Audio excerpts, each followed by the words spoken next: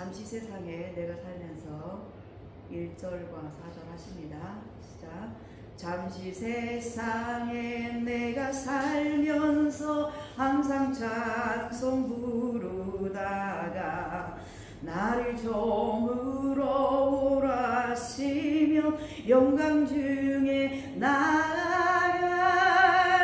열린 천국문 내가 들어가 세상 짐을 내려놓고 빛난 별유관 받아 쓰고서 주와 함께 다스리리. 한숨 가시고 주 없는 날 사모하며 기다리리. 내가 그리던 주를 배울 때 날개 기쁨 넘치리라. 열린 천국문 내가 들어가 세상 짐을 내려놓고 빛난 면류관 받아 쓰고서 주와 함께 다스리리. 아멘. 오늘 본문 말씀은 로마서 8장 13절에서 14절입니다. 로마서 8장 13절에서 14절 말씀 찾으셨으면 함께 큰 목소리로 합독하시겠습니다. 시작. 너희가 육신대로 살면 반드시 죽을 것이로되 영으로서 몸의 행실을 죽이면 살리니 무릇 하나님의 영으로 인도함을 받는 그들은 곧 하나님의 아들이라. 아멘. 본문 말씀의 제목은 영분별의 기준입니다.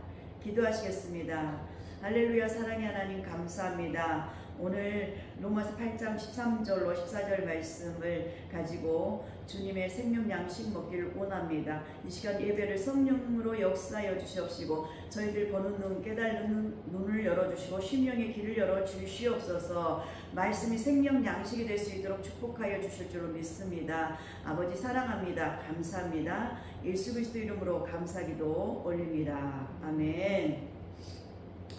우리가 살아가면서 신앙생활을 하는데 아주 가장 중요한 것은 영분별을 하며 살아가야 되는 것입니다.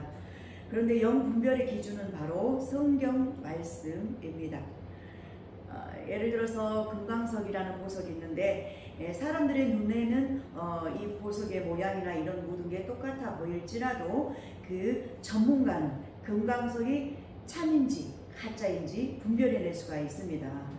그리고 또 그 값이 얼마인지를 공인된 기준에 따라서 감정해냅니다.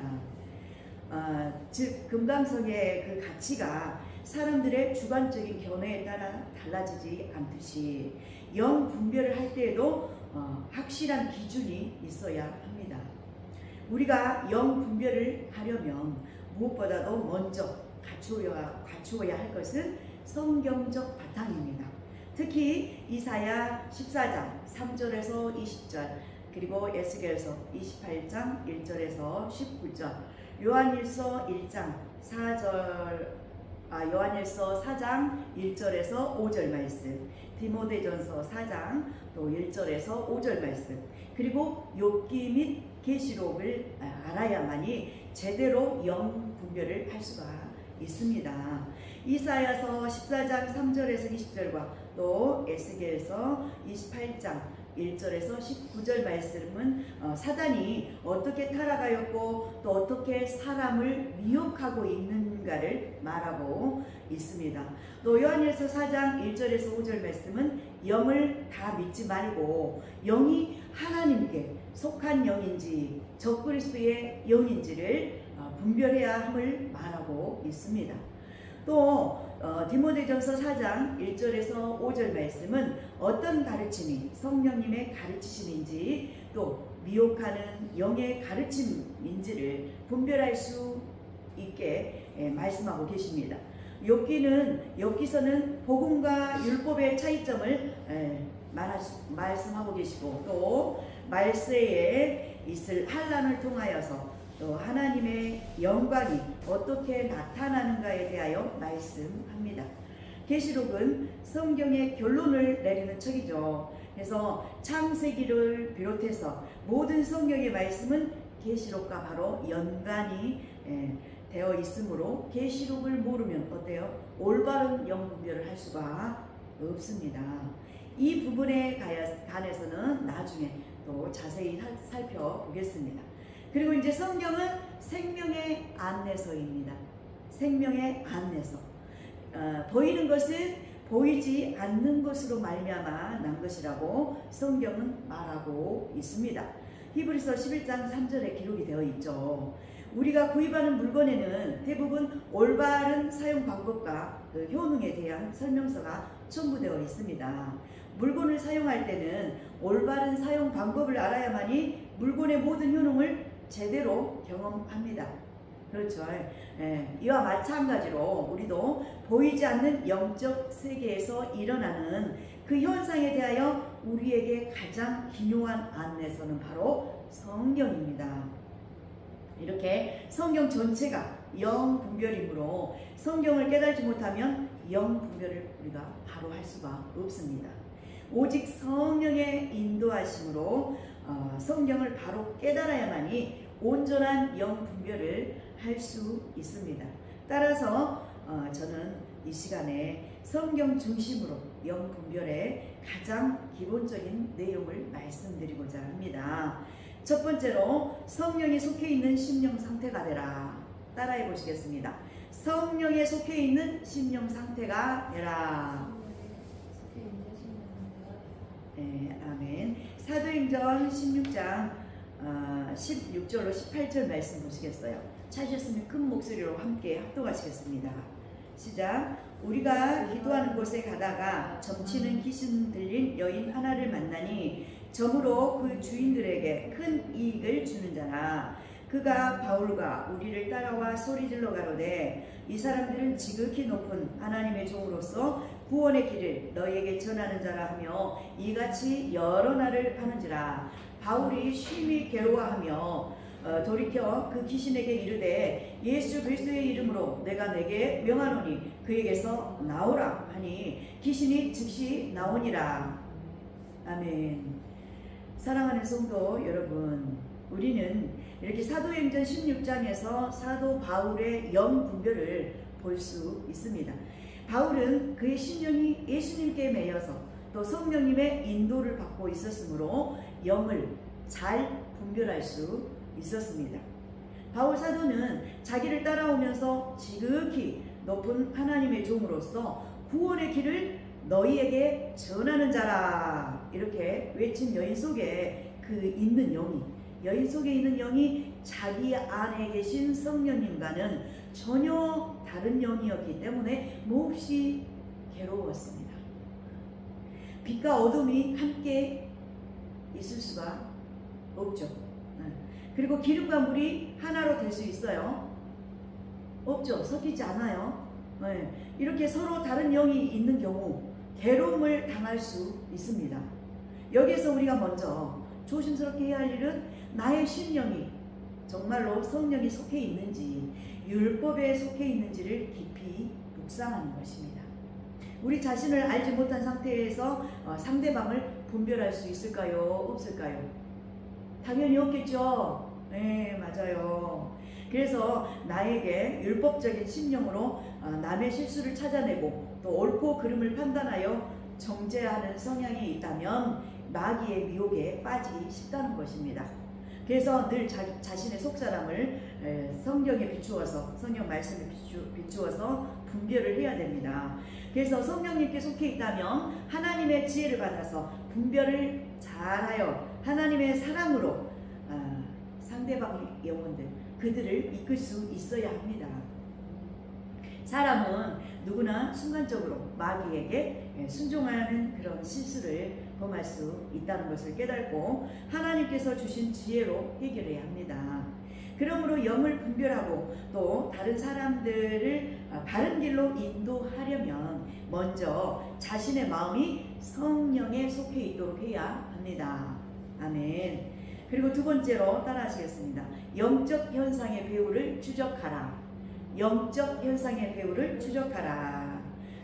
귀신 들린 여종이 바울과 실라를 향하여서 이 사람들은 지극히 높은 하나님의 종으로서 구원의 길을 너희에게 전하는 자라. 이렇게 소리 지른 내용 자체는 잘못된 것이 없었고 오히려 정확한 이야기였습니다. 사람의 눈으로 볼 때 정확하다는 거예요. 그러나 이제 여종이 여러 날을 계속 따라다녀요, 바울을. 그러면서 똑같은 말을 애쳐댈 때에 바울은 그 심령이 너무나 괴로웠습니다. 왜 이 여종이 맞는 말을 하였는데 바울 사도의 심령이 괴로웠습니까? 이것은 여종의 배후에서 역사하는 영이 바울 사도의 영과 같았어요, 달랐어요? 네, 달랐기 때문입니다. 비록 여종이 하는 이야기가 옳다고 할지라도 그를 통제하는 배우가 누구이며 숨은 의도가 무엇인지를 파악하는 것이 정말 중요하다는 것입니다. 마귀는 여종의 배후에서 조종하면서 계속 이렇게 예측에 함으로 사람들로 하여금 어때요? 하나님보다는 바울과 실라에게 관심의 초점을 맞추게 한 것입니다. 또한 바울과 실라를 교만하게 만들었어요. 사람들로 하여금 또 어때요? 하나님의 역사하심을 보지 못하도록 막아버린 역할을 했다는 것입니다. 초대 교회의 기사를 통해서 알 수 있듯이 성령으로 충만한 사람들이 모였을 때 기쁨과 감사가 더욱 넘치지만 다른 영의 사람들이 함께 있으면 영끼리 서로 부딪혀 사람들이 고통스러워합니다. 바울 사도와 같이 내 영이 먼저 하나님의 영으로 충만할 때 상대가 아무리 옳은 이야기를 한다고 해도 그 안에 있는 영이 하나님의 영인가 마귀의 영인가를 분별할 수 있는 것입니다. 아멘. 말씀을 들으면서도 내 자신부터 또 말씀을 듣는 분들도 말씀의 비춤을 받으면 깨닫고 회개하는 것이죠. 순간 영으로 마음으로 말씀 들으면서 깨닫고 회개하는 것입니다. 그래서 주님이 이제 말씀으로 고쳐주실 주님을 믿는 믿음으로 감사함으로 또 아멘 하게 되는 것이죠. 자, 이번에 세 번째는 영 분별은 신중해야 한다. 해보시겠어요? 영 분별은 신중해야 한다. 아멘. 사단은 하나님의 말씀을 자신이 해석하고 싶은 대로 자신의 뜻에 맞게 이용합니다. 사단이 40일 금식하신 예수님께 다가와서 시험할 때 하나님의 말씀을 가지고 예수님의 육적인 요구를 충족하도록 인용한 것과 같이 귀신 들린 여인도 바울 사도에게 다가와서 하나님의 말씀을 인용하여 바울이라는 인간 자체를 높이는 것으로 미혹하였습니다. 그런데 바울은 왜 여러 날을 따라다니며 괴롭히는 그 여인 속에 귀신을 즉시 쫓아내지 않았을까요? 왜 그랬을까요? 이것은 영 분별을 하고 먼저 영 분별을 해야 되겠죠. 영 분별을 하고 귀신을 쫓는 과정이 정말 신중해야 한다는 것을 말씀하고 계시죠. 그리고 성령님 안에서 가장 합당한 때가 있다는 것을 보여줍니다. 몇 날이 지나면서 바울 사도는 그 안에 거하시는 성령님의 역사로 말미암아 여인의 속에서 점치게 하는 그 귀신의 역사를 더 이상 볼 수 없었습니다. 결국 바울은 그 귀신을 향하여서 예수 그리스도의 이름으로 내가 내게 명하노니 그에게서 나오라 나오라 나오라고 명령하였고 이에 귀신이 즉시 여인에게서 떠나가는 것입니다. 또한 여인이 여러 날 동안 같은 말을 계속 되풀이한 것은 곧 그 안에 있는 귀신이 지절거리는 영이라는 것을 보여줍니다. 지절거리는 영은 말을 많이 하게 하고 또 미혹하고 결국 말의 실수를 통하여서 상처를 주고 일을 그르치게 하는 악한 존재의 영이라는 것입니다. 말이 많으면 실수가 많습니다. 그러므로 옳은 이야기를 하는 사람이라 할지라도 그 안에서 역사하는 영을 신중하게 잘 분별해야 합니다. 이사야서 8장 19절 말씀 보시겠습니다. 이사야서 8장 19절 이사야서 8장 19절 말씀 큰 목소리로 합독하시겠습니다. 이사야 8장 19절 혹이 너희에게 고하기를 지절거리며 속살거리는 신접한 자와 마술사에게 물으라 하거든 백성이 자기 하나님께 구할 것이 아니냐 산 자를 위하여 죽은 자에게 구하겠느냐 하라. 아멘. 우리는 살아계신 주님을 늘 의지하고 점치는 그 여인 속에 있는 그 귀신의 영에게, 속살거리는 영에게 속지 말고, 정말 그럴 적에 그런 것을, 그런 환경을 본다면 내 속사람을 먼저 말씀에 붙여서 영 분별을 해서 내 속의 것 먼저 쫓아내고, 복음으로 말씀의 빛으로 충만한 상태에서 성령님의 인도하심 따라 귀신을, 상대방 속에 있는 귀신을 쫓아내게 하실 때에 그렇게 하면 되는 것입니다. 그리고 중보기도 하면 된다는 것입니다. 그래서 같이 살아나는 역사가 일어나는 우리 모두가 되시기를 예수 이름으로 축복합니다. 아멘. 544장 1절 하심으로 준비하신 인물 하나님 앞에 올려드리도록 하겠습니다. 잠시 세상에 내가 살면서 항상 찬송 부르다가 날이 저물어 오라시며 영광 중에 나아가리. 열린 천국문 내가 들어가 세상 짐을 내려놓고 빛난 멸류관 받아 쓰고서 주와 함께